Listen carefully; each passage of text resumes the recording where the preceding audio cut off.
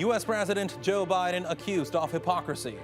He criticized Donald Trump when his Mar-a-lago resort was raided for classified files. Now, at least 20 documents linked to Biden have been found at his private residence and an office he used in Washington. Are they equally guilty, though? I'm Jafar Hasnan, and this is The Newsmakers.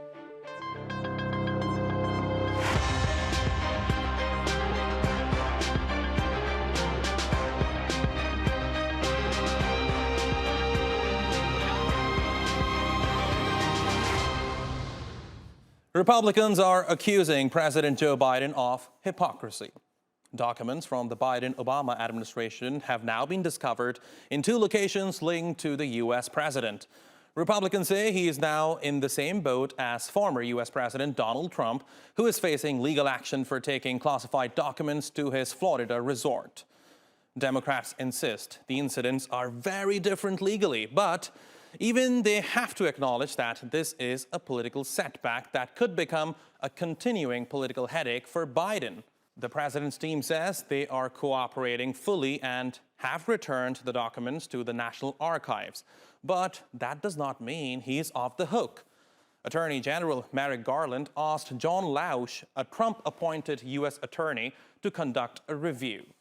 Let's look back to how we got here. In January 2022, the National Archives retrieved 15 storage boxes from former President Trump's Mar-a-lago estate, months after his term ended. The boxes contain classified documents, including Trump's private correspondence with foreign leaders.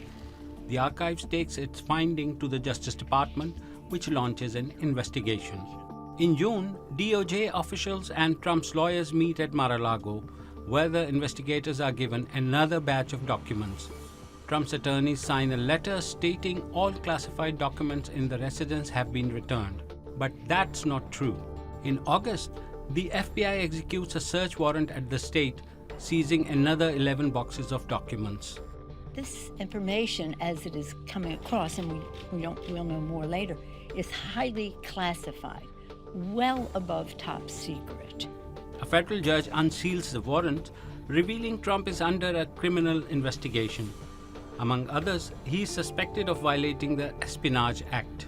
The FBI identified 184 unique documents bearing classification markings, including 67 documents marked as confidential, 92 marked as secret, and 25 marked as top secret. A month later, President Biden speaks out against Trump. How that could possibly happen, how anyone could be that irresponsible. But as they say, people who live in glass houses shouldn't throw stones. Just a month after those comments aired, Biden's aides discover classified documents at the Penn Biden Center, where Biden worked in 2017, and hand them over to the National Archives. A week later, the FBI begins assessing whether a violation of the federal law has occurred. U.S. Attorney General Garland appoints Chicago Attorney John Lausch as head of the investigation. In December, Biden's lawyer informs Lausch that additional classified materials dating back to Biden's vice presidency have been found at his home in Wilmington and asks the FBI to retrieve them. And on January 9, the White House publicly confirms the discovery of the classified material at Biden's think tank office. And Biden's lawyer, Richard Sober, releases a statement saying, "Since that discovery, the President's personal attorneys have cooperated with the archives and the Department of Justice in a process to ensure that any Obama-Biden administration records are appropriately in the possession of the archives."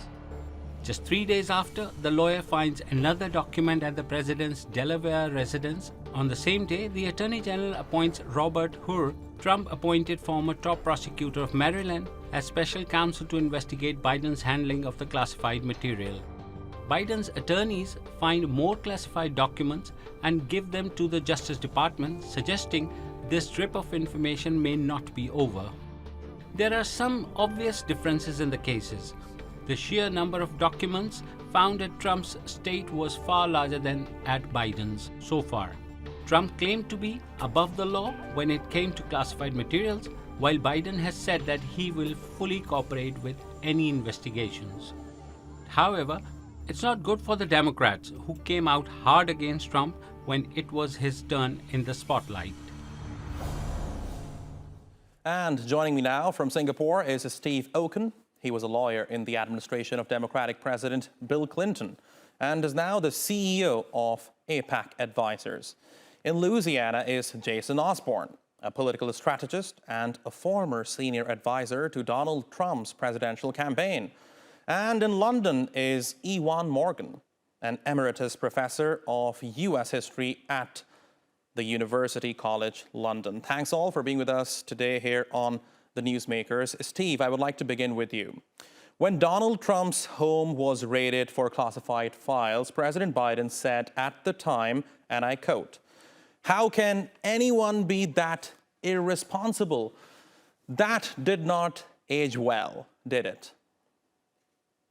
Oh, look, if you gave President Biden the chance to reframe that answer, of course he would do so. And what he should have done, and what's most important, is talking about how the former president has been trying to obstruct justice by withholding classified information, by getting people, he and his team, to lie to the federal government, and to not allow the documents to be returned absent a subpoena.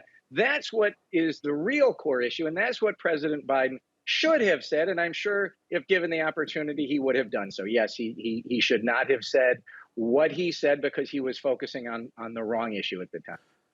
Steve, I understand undoubtedly the circumstances surrounding the discovery of documents are very different when we compare it with the case of Donald Trump. But for President Biden to criticize Donald Trump when Biden himself was in possession of classified documents was simply hypocrisy, was it not?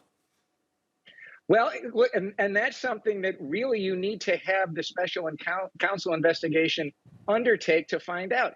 If he did not know he had those documents, if it was inadvertent that those documents were in his possession, then it wasn't hypocrisy because he didn't know that he had them. Now, should they have been there? Of course not.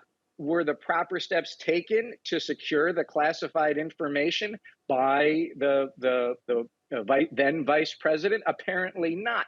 But it's not hypocritical if he didn't know. You could certainly say that he was at best careless. Maybe it's something else. And that's why we need to know why you have a special prosecutor who was appointed, who the White House is cooperating with from everything that we understand. And so, no, I wouldn't say it's hypocrisy. You certainly can't say that it is at this point in time.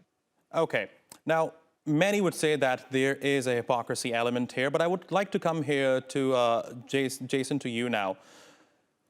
Certainly, these two cases are very different. For example, when President Donald Trump case come to light, Trump appears to have willfully obstructed efforts to recover the documents, which basically led to an FBI raid. So you can't really compare these two cases, can you? Well, I think you're making an argument for two different types of people, right? So first off, let me just say, I worked on the 2016 campaign, not the 2020 train wreck. So I have no allegiance to former President Trump. But I don't think that the two arguments that you're making here are, one is kind of the legal argument, which is, the intent or willful disregard. And then the other argument, which I think that's playing out right now, is more of the court of public opinion, which at its face, I don't think that either side is ever going to win this. I think that the folks that are supporting Trump and think that the raid was a little bit over the top, which I think it probably was, versus I found these documents in the garage next to my Corvette. They don't seem to match up, right? So the average person out there is looking at this and saying, wait a minute, they both violated the law as it's written. Now, once you get into the courtroom and you decide, okay, was there willful intent or was it just a mistake? I think that's where those kind of arguments play out. But by that point, you've kind of lost the court of public opinion, because I think the Trump folks are sitting here saying, wait a minute, you can't treat him differently than you treat President Biden. Okay. Professor Morgan, what does the history tell us about these cases? Well, it doesn't tell us very much because there hasn't been a comparable case. Both President Biden and former President Trump appear to be in violation of the Presidential Records Act of 1978, which lays down clear standards for the return of documents by outgoing administration officials. There hasn't been, as far as I'm aware, a comparable case where an outgoing president has marched off to his now new home with a stash of documents in the way that President Trump has apparently done, or how a outgoing vice president has done what Biden has done. So we're in relatively uncharted waters. And that is why both issues are being investigated by a special prosecutor, which is an indicator of the gravity with which the Department of Justice takes both cases. But I think there are two dimensions which the previous speaker highlighted, and I think that they merit emphasis. Firstly, there's a legal case which is playing out. And secondly, there is a political case. Now, things have been going very badly for the Republicans of late. The fiasco of the speakership, with a poor performance in the 2022 elections, and the less than spectacular launch of Mr. Trump's bid for a second term. Now, suddenly, you have an issue which the Republicans can get their teeth into, and the Democrats are on the defensive. It'll be going very well for Biden. It has now been turned somewhat on its head. And whatever happens, he is going to come out of it with some taint on his political image. Okay. Even independents are going to look at this and say, everybody does it.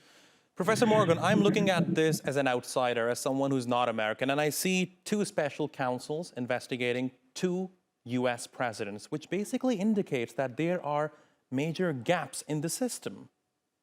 What do you think? Well, this has been the case for 50 years or so. We began to get into the culture of the special prosecutor during the Watergate era, and we've never got out of it. We had Jimmy Carter's aides being investigated for alleged dope taking in a New York nightclub. We've had Ronald Reagan in a much more serious situation over Iran-Contra and whether he broke the law. And in my opinion, he was very lucky to get away with that particular case. We've had multiple investigations with Bill Clinton. So we're in this very unfortunate attack politics style, which I think does little to help Americans understand their government, which is a feature of polarization, and which shows no sign of disappearing anytime soon. Okay. Now, Steve, coming back to GarageGate, if I may. Another concern at this point is perhaps why did it take so long for the discovery of these documents to be made public? Remember, the first batch of documents was discovered on the 2nd of November, days before the midterm election. So is it not justified for Republicans to think that the news was not being made public deliberately?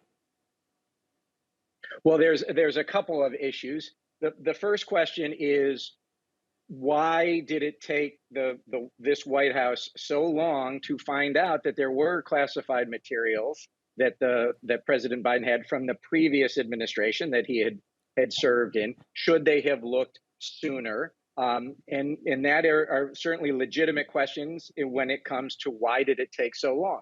Now, the issue of when did they disclose, everything that we have seen is that they followed the proper rules. As soon as they found that there was classified material, they then contacted the archivist who said, come and get those materials. And then those materials were returned.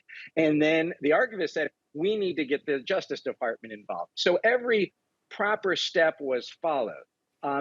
Should the Biden administration have notified the public sooner? I mean, they were under no legal obligation to do so. They were under no precedent in which they would do so. And if anything, the precedent is that the Justice Department does not take action so close to an election. And so I think you could make the legal and political case that the Biden administration did everything right once they found those documents.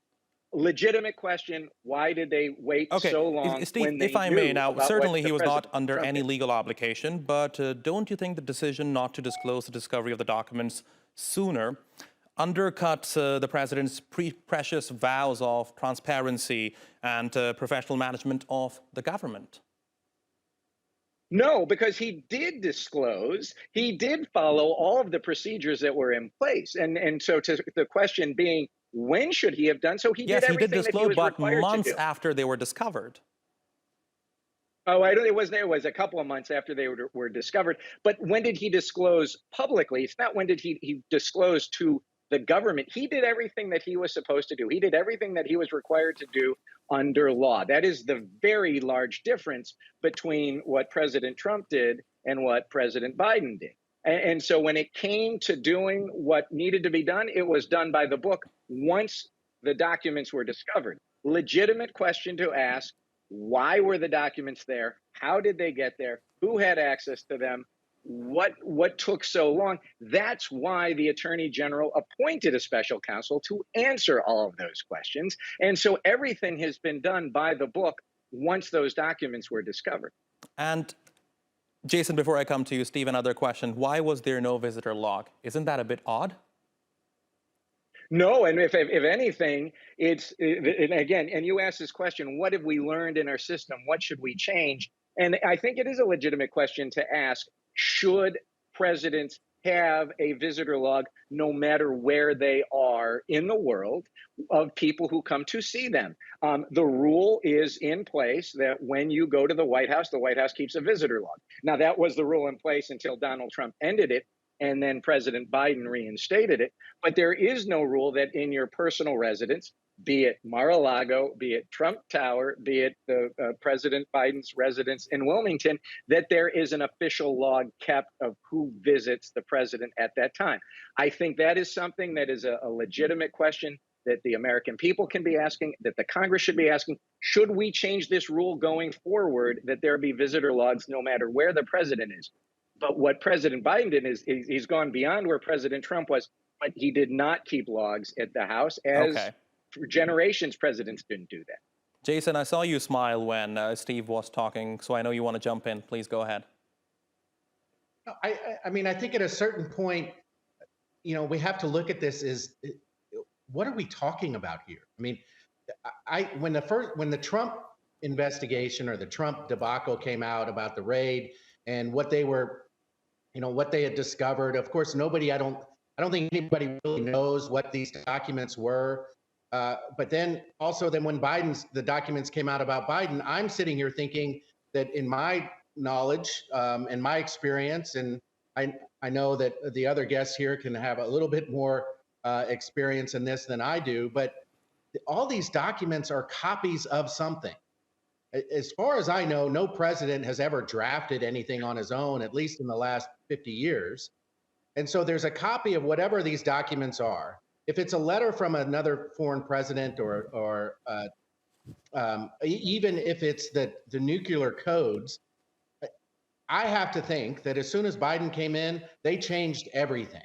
They changed every single password. They changed every single code. They changed probably all their military plans. Or quite frankly, I wouldn't be surprised if the military actually gave Trump different plans because they thought maybe that he would leak them. But Jason, so, I feel these are assumptions, right? We don't know whether or not it actually happened, whether or not they actually changed those codes. True, but also I'm looking at in the context of, even with President Biden, these documents were in his garage. Now, I'm not going to make any assumptions about President Biden. I've met him a number of times over the years, but I'd never put him in the category of his workshop is in the garage and that's where he toils around. And so these documents being in his secret place, his man cave, as you would, is like these are in a garage. And Trump, they were in some storage place in Mar-a-Lago, which I don't see Trump ever going into a storage place. So my point is, like, how secret were these documents and important to either person that they were stashing them away and hoping nobody ever found out about it? I do think at a certain point we're getting into kind of some ridiculousness, and I understand that we have to go through the process of a special counsel, Okay. and then in 6 months, 9 months, 2 years, we'll have the results of that special counsel, and everybody will be like, okay, well, now we're on to the next scandal. It doesn't really matter anymore. And another important question here, Jason. What does all of this means for President Donald Trump's rerun for the presidency? I want to quote a former Obama senior advisor, David Axelrod, who said the discovery of classified documents in President Biden's Delaware residence and an old office is a gift for Donald Trump. I think the raid is a gift for Donald Trump. Do I think that Donald Trump has a chance to win the nomination on this next go around? I certainly hope not. But I worked on the campaign against him in the primary with Dr. Carson, and I was always, every single day I kept thinking there's no way this guy's going to get the nomination, but he did. So nothing surprises me anymore in politics. But yeah, I do think the way that the Department of Justice handled this issue gave Donald Trump like more legs to run on than anything I've ever seen. He's able to play the martyr. He's able to play, nobody's ever done this to a former president.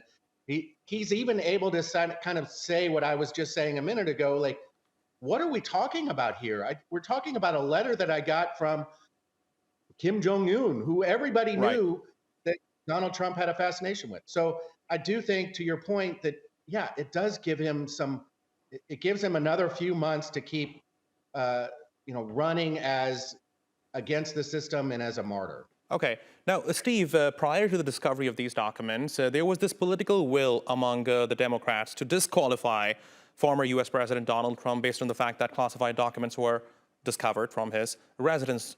Now that President Biden has been accused of doing the same, do you think the will still persists among the Democrats? Oh, no. I think that for the Democrats, you had a president who planned, coordinated, and supported an insurrection against the United States of America. That's what disqualifies Donald Trump to be president. The political issue around, there's a political and legal issues that we've been talking around these documents. This hurts President Biden somewhat politically, at least in the short term. We don't know if it's going to be long term, but clearly, because we're talking about this hurts President Biden in the short term. There's no legal jeopardy, certainly in the medium term for President Biden, and in part because you can't prosecute a sitting president, and there's no even assumption they did anything wrong. It's the reverse for Donald Trump. I don't think this helps Trump politically. The question is, does it help Trump legally? Does it make it more difficult for the Justice Department to prosecute Donald Trump for doing what the American people are going to say, well, didn't Joe Biden do the same thing? So this may be a gift to Donald Trump. I don't think it helps him get the nomination, but it may help him legally. It's the exact opposite impact for Joe Biden. Okay, Professor Morgan, now we have spoken about the political and legal repercussions, but I do want to talk about what danger does this pose to U.S.'s national security? Because, see, we're not talking about a rental contract. These are top secret documents. So how grave of a national security concern is this? Well, it all depends what is in these documents. There are allegations that in the documents that former President Trump had as his Florida residence, there were important details about the nuclear secret, the nuclear secrets of an unnamed foreign power. So quite clearly there is something going on, but I don't think other countries can really claim to be superior on this. There are many instances that have been in Britain, certainly, and in other European countries of documents going astray. So I think there would be less concern about that. But I do think there may be some concern now although it dealt with Mr. Biden's vice presidency, it sort of plays into this notion that he's too old, that he isn't on top of things. There's a sense that, you could hardly make it up that he'd left a document or two in his garage. I don't care whether it was under lock or key. And this is the man who is just about to launch his second bid for the president, his re-election bid. So it's very bad timing. It may go away. There may be another scandal, but this is an unnecessary question mark. It's an own goal of significant proportion. And unfortunately, we are out of time. Steve Okun, Jason Osborne, Professor Iwan Morgan. It's been a fascinating discussion. Thank you very much for talking to us today here on The Newsmakers, and thank you for watching.